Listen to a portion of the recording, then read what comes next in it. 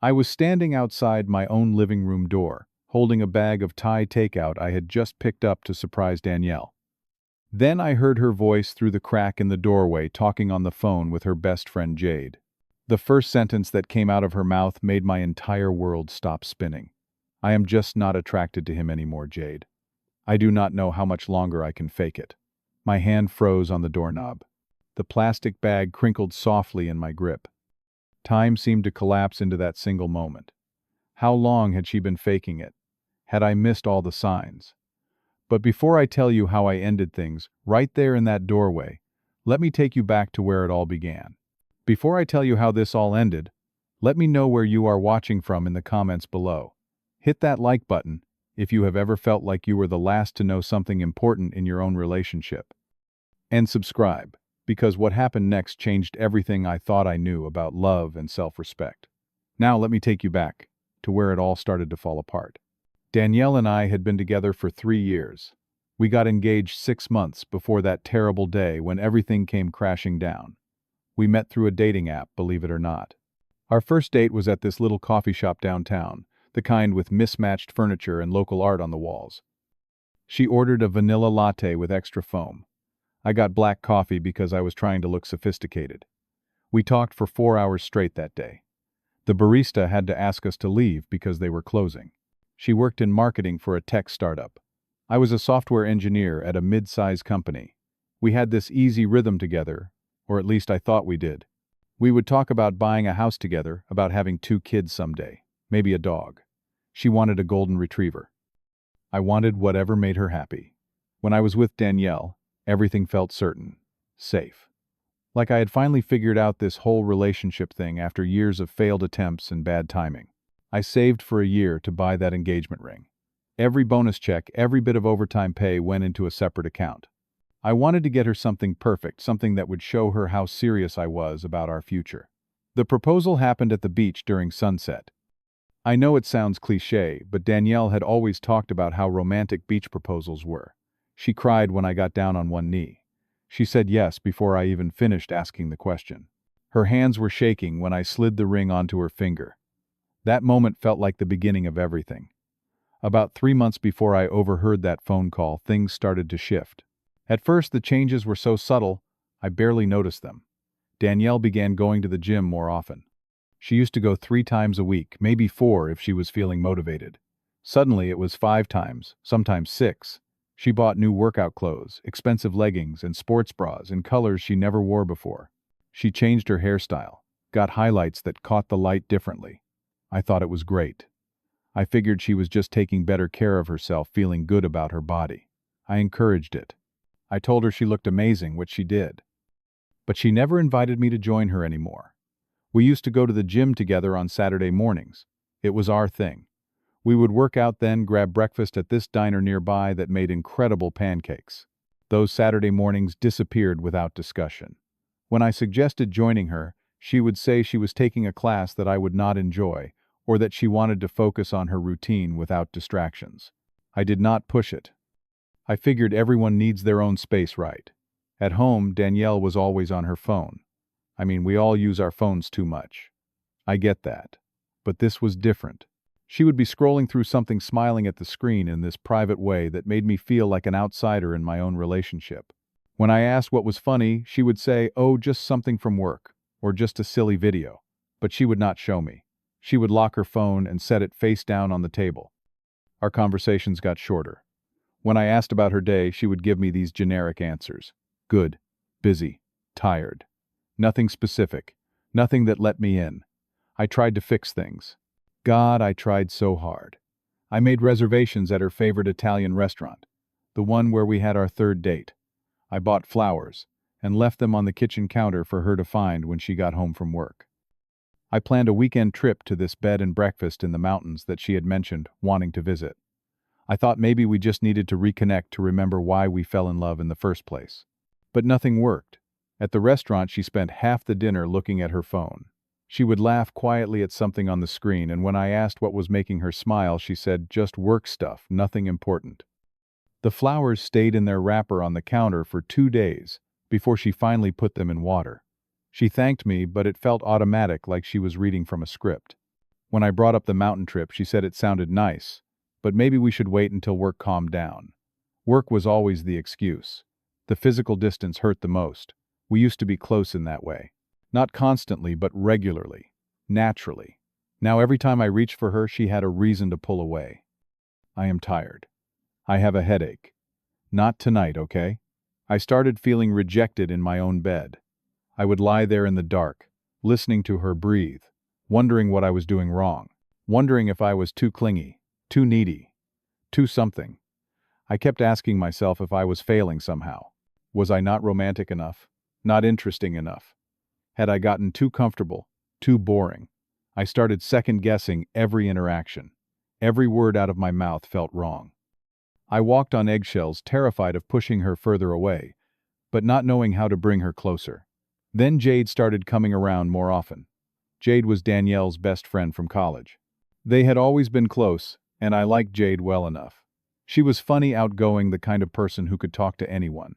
But in those last few months, Jade was at our apartment constantly, 2-3 times a week. They would sit out on the balcony or lock themselves in the bedroom, talking in low voices. I felt excluded from my own home. Whenever I walked into a room where they were talking, they would stop. Or they would suddenly change the subject to something neutral. The weather. A new restaurant opening downtown. Anything that did not matter. I tried to tell myself I was being paranoid. Friends need private conversations sometimes. Danielle was probably venting about work stress or family drama. I should not be jealous of her best friend. But one evening I was in the kitchen making dinner when I heard them laughing on the balcony. The door was cracked open, and their voices drifted in. I heard Jade say something about him and they both laughed. My stomach dropped. I could not make out the rest of the conversation, but the tone was clear. They were talking about someone, and whatever they were saying was not complimentary. I wanted to ask who they were discussing, but I was afraid. Afraid of seeming controlling or insecure. Afraid of the answer. That feeling of being on the outside of something important kept growing.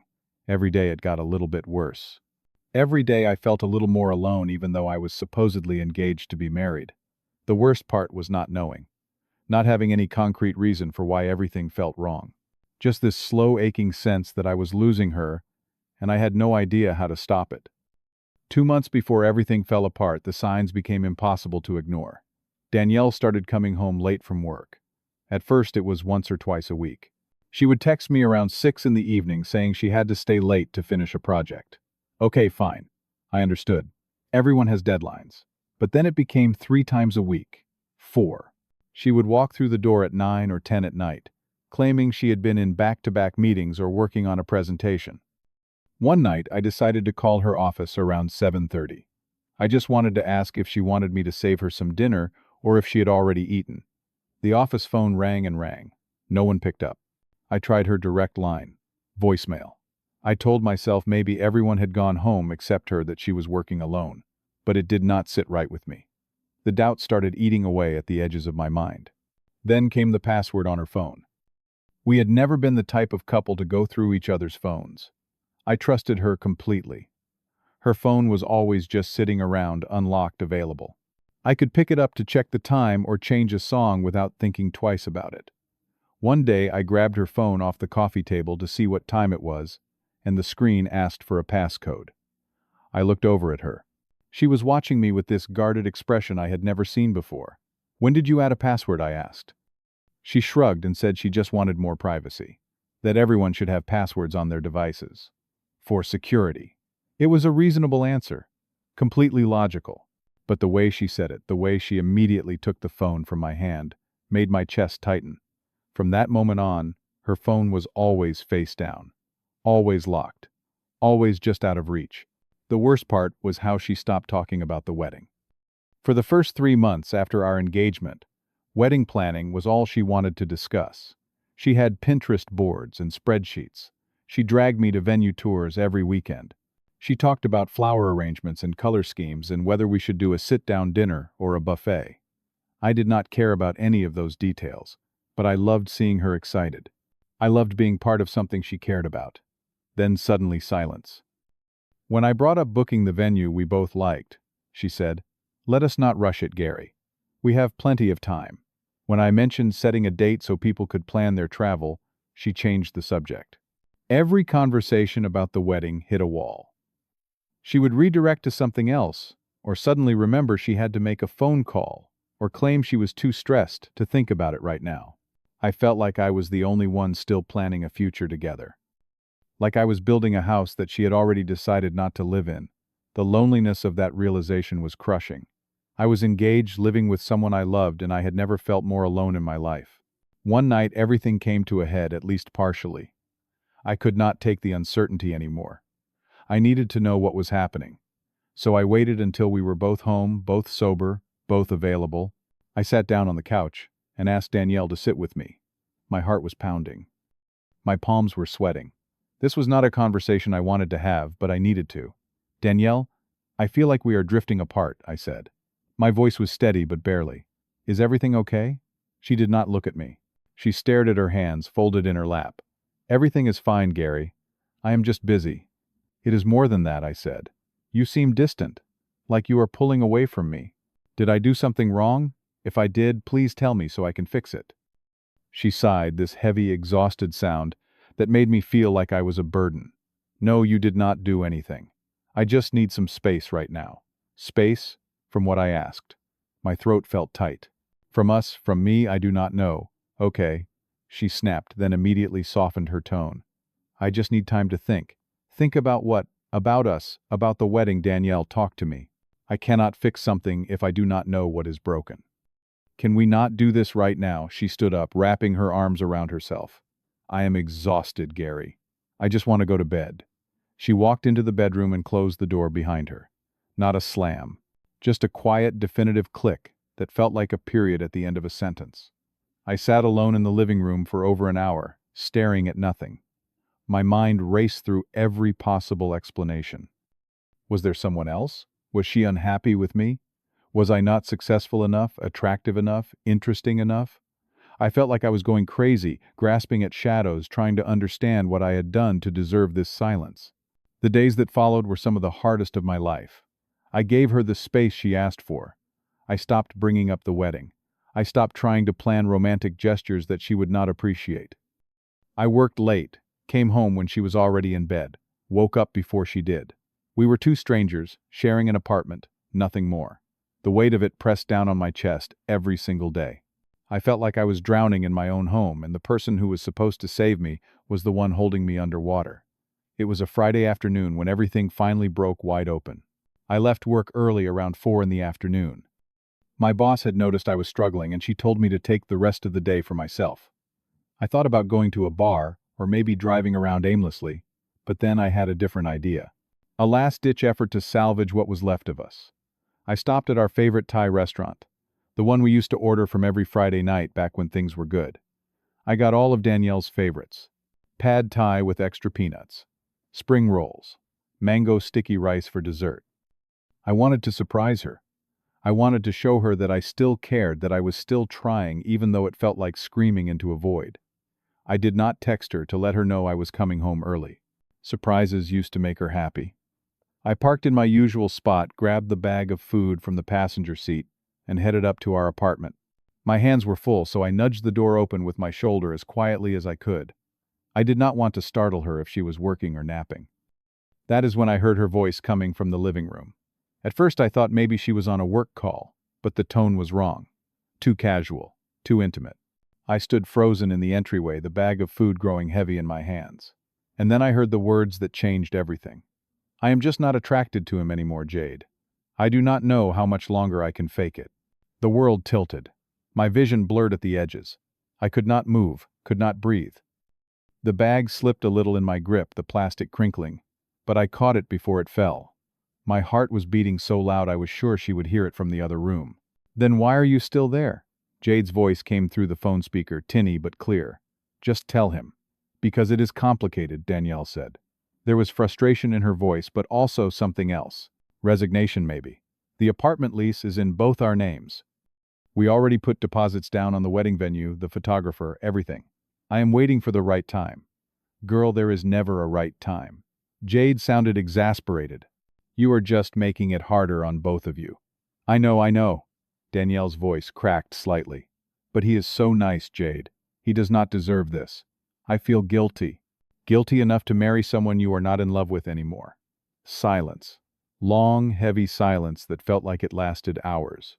No, Danielle finally said. You are right. I need to end it. I just do not know how. Just be honest, Jade said. Rip the Band-Aid off. It will hurt, but it is better than dragging it out. Danielle laughed, but it was a bitter sound. Easy for you to say. I stood in that hallway, every emotion I had ever felt crashing through me at once. Anger, humiliation, grief, rage. How long had she been pretending? How many times had she kissed me while feeling nothing? How many nights had she lain next to me, wishing she was anywhere else? The woman I loved, the woman I was supposed to marry, had been faking everything, and I had been too blind or too desperate to see it. Something inside me shifted in that moment. A clarity I had not felt in months. She wanted the right time. I would give her the right time. Right now. I took a breath, steadied myself, and walked into the living room. Danielle was sitting on the couch, her phone pressed to her ear, completely unaware I was home. When she saw me standing in the doorway, her face went white. Every ounce of color drained from her cheeks. Her mouth opened, but no sound came out. The phone slipped down from her ear slightly. Gary, she finally managed to say. When did you get home?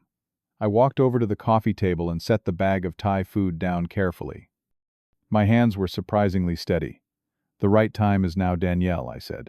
My voice was calm, cold, completely controlled. She stood up quickly, the phone falling onto the couch cushion. I could hear Jade's voice still talking through the speaker, asking what was going on, but neither of us paid attention. Danielle stared at me, her eyes wide with panic. Gary, I can explain. Explain what I asked. I crossed my arms over my chest, maintaining my composure even though I wanted to scream. That you are not attracted to me. That you have been faking it. That you were just waiting for the right time to leave me. Which part needs explaining exactly? Her face flushed red. You were listening. I live here, Danielle. I stepped closer, keeping my voice level. This is my home too. I came home to surprise you with dinner. Turns out I am the one who got the surprise. I did not mean for you to find out like this, she said. Her voice was shaking. It is not that simple. I held up my hand to stop her. Stop. Just stop talking. You do not owe me explanations. Actually, you do not owe me anything at this point. But I owe it to myself to walk away from someone who does not want me.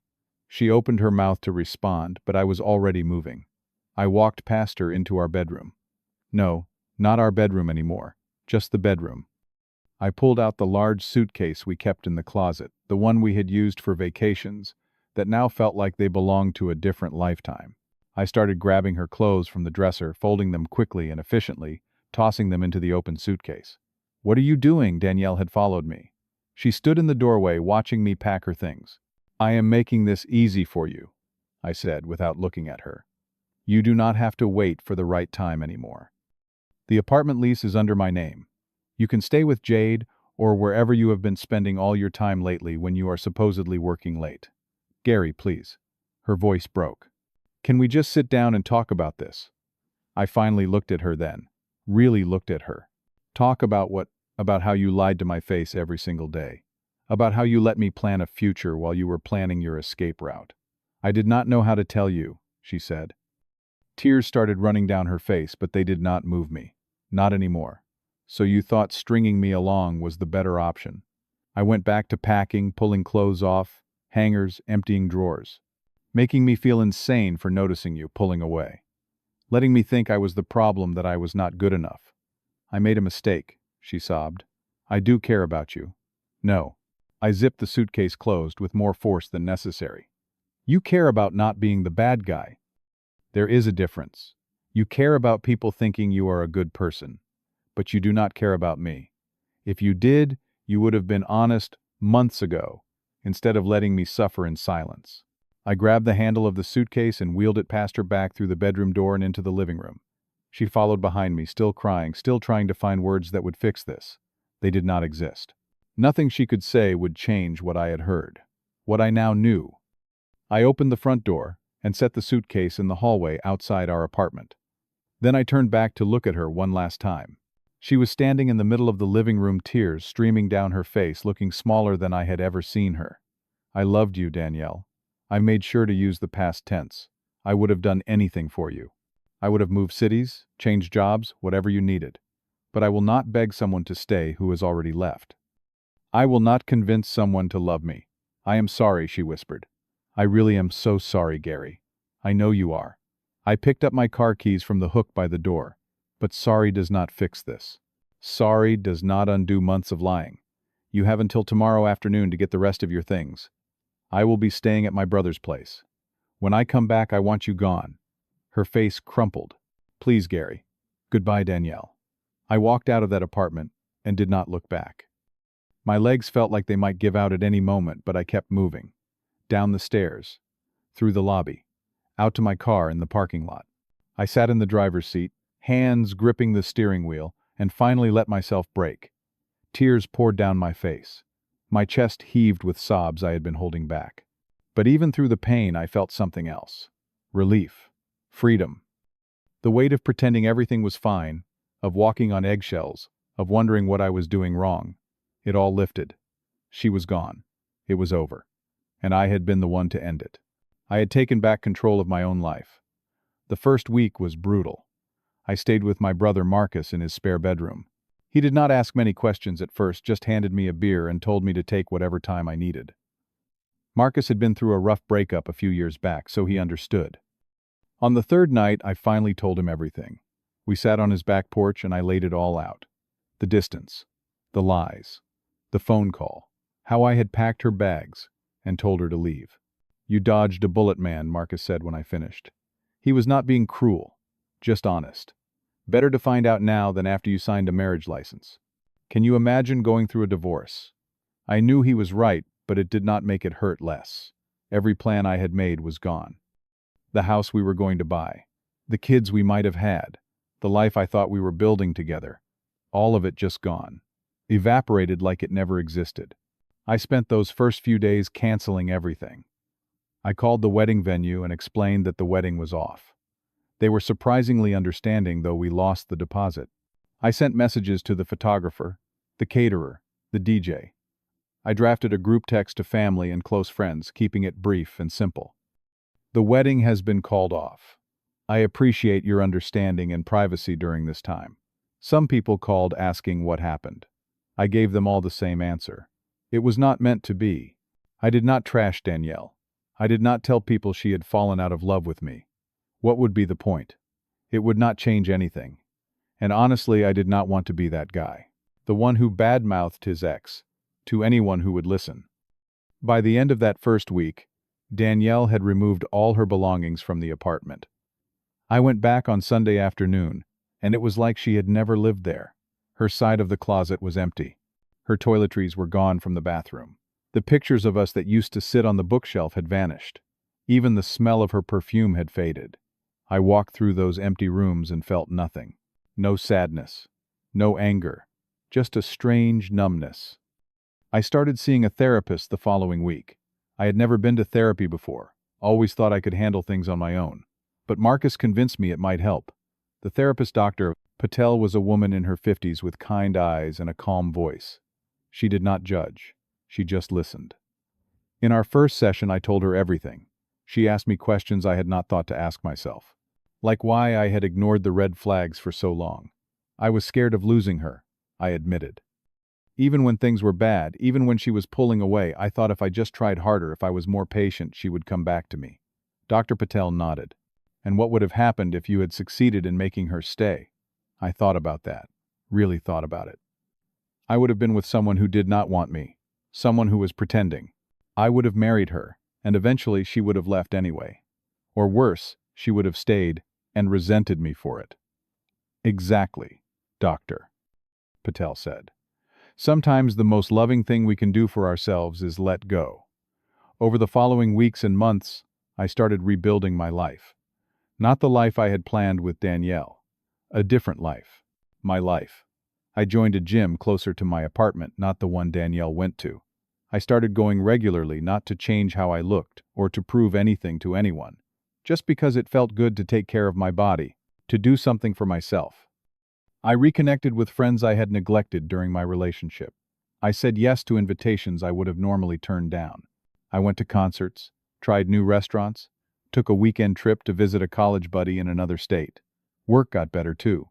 I had been so distracted during those last months with Danielle that my performance had slipped. But now, with a clear head, I threw myself back into my projects. My boss noticed. 3 months after the breakup, I was offered a promotion. More responsibility. Better pay, a team to lead. I accepted without hesitation. Slowly, painfully, the wound started to heal. I stopped thinking about Danielle every hour. Then, every day. Then, only occasionally. I did not hate her. I did not wish bad things for her. I just felt nothing. She became a person I used to know. A chapter that had closed. I learned things about myself during that time. I learned that I had a tendency to ignore my own needs in relationships. That I would bend and twist myself into whatever shape someone else needed, even if it meant losing myself in the process. I learned that love should not feel like walking on eggshells. That the right person would not make me question my worth every single day. Dr. Patel helped me understand that Danielle leaving was not a reflection of my value as a person. It was just incompatibility. People change. Feelings change. It does not mean anyone is at fault. It just means it was not right. And forcing something that is not right only leads to more pain down the road. 6 months after I overheard that phone call, I found myself sitting in the same coffee shop where Danielle and I had our first date. I had not been back since we started dating. It felt too loaded with memories. But that Saturday morning, I walked in without thinking, ordered a black coffee, and sat down by the window. I expected to feel sad. To feel that ache of missing what used to be. But instead, I felt peaceful. The memories were there, sure. But they did not hurt anymore. They were just part of my story. Part of how I got to where I was now. A woman around my age walked in, ordered a drink, and sat down at the table next to mine. She pulled out a book and started reading. I glanced over and noticed it was the same book I had just finished. Without thinking too much about it, I leaned over slightly. "That is a great book," I said. The ending surprised me. She looked up and smiled. "I am only halfway through. No spoilers, please." I laughed. I would not dream of it. We talked for 20 minutes about books then, about other things. Her name was Kara. She was a teacher. She had just moved to the area for a new job. It was light, easy, comfortable. When she had to leave to meet a friend, she hesitated for a second, then asked if I wanted to grab coffee again sometime. Actually grab coffee, not just run into each other. I would like that, I said. And I meant it. I did not know if Kara would turn into something. Maybe she would, maybe she would not. But for the first time since Danielle, I felt open to the possibility. I felt ready. Not because I had forgotten what happened, but because I had learned from it. I had learned that I deserve someone who chooses me every day. Someone who does not have to fake attraction or wait for the right time to leave. Someone who sees a future with me and runs toward it, not away from it. I do not regret the time I spent with Danielle. Those 3 years taught me what I want in a partner and, just as importantly, what I will not tolerate. They taught me that I am stronger than I thought. That I can walk away from something that is not serving me, even when it hurts. That self-respect matters more than holding on to something broken, just because you are afraid of being alone. The truth is, being alone is not the worst thing that can happen to you. Being with someone who makes you feel alone, that is worse. Being with someone who has already left, but has not told you yet, that is worse. I would rather be single and at peace than in a relationship that drains me every single day. Sometimes, the right person leaves so the right one can find you. And sometimes you have to let go of who you thought they were to discover who you really are. I thought Danielle was my forever. I thought losing her would destroy me. But what actually destroyed me was staying in something that was already over. What saved me was finally having the courage to end it myself. To say the right time is now and mean it. That moment in the doorway, hearing her plan her exit, was the worst moment of my life. But walking away from her, taking control back, choosing myself, that was the moment I started living again. So if you are out there right now in a relationship that does not feel right, that makes you question yourself every day, that has you walking on eggshells and wondering what you did wrong, let me tell you something. You deserve better. You deserve someone who is sure about you, someone who does not need to fake it or wait for the right time, someone who looks at you and thinks, "This is exactly where I want to be." And if that is not what you have, then maybe the right time is now. Maybe it is time to choose yourself even if it hurts. Because I promise you, the pain of leaving is temporary. The pain of staying in something dead is forever. Have you ever been in a situation where you knew something was wrong but were too afraid to confront it? Drop a comment below and share your story. Your experience might help someone else going through the same thing. If this story resonated with you, hit that like button and share it with someone who needs to hear it.